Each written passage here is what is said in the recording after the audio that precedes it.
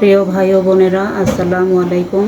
কেমন আছেন আপনারা? আশা করি আল্লাহর রহমতে ভালো আছেন। আমিও আলহামদুলিল্লাহ ভালো আছি। আমি দেখুন 3টা বেগুন নিয়েছি।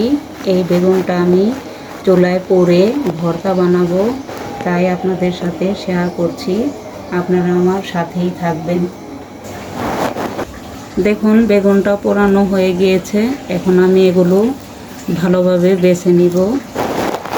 এই দেখুন সুন্দরভাবে বাছা হয়ে যাচ্ছে।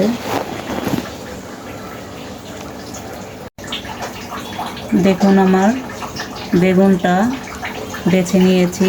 এখন আমি এগুলো ভিতরটা একটু দেখে নিব কোনো পোকামাকড় আছে কি না। দেখুন এভাবে আমি দেখে নিচ্ছি। অনেক সময় ভিতরে পোকা থাকে, তাই আমি সবসময় দেখে নেই।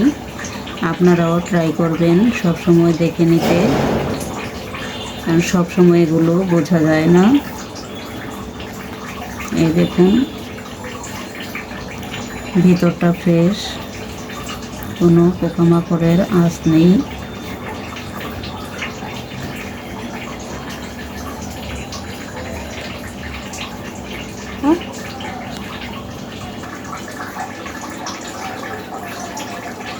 দেখুন আমি এখানে একটি বাটিতে পেঁয়াজ কুচি নিয়ে নিচ্ছি। লবণ পরিমাণ মতো নিয়ে নিচ্ছি। 3টি শুকনো মরিচ ভেজে নিয়েছি। এটা দিয়ে আমি ভর্তাটা বানাবো।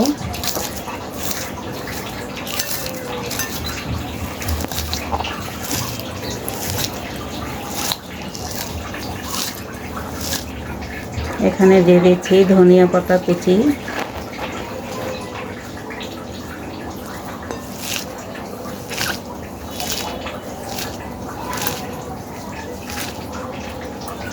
দিয়ে দিচ্ছি বেগুন কুচি করে নিয়েছি এগুলো।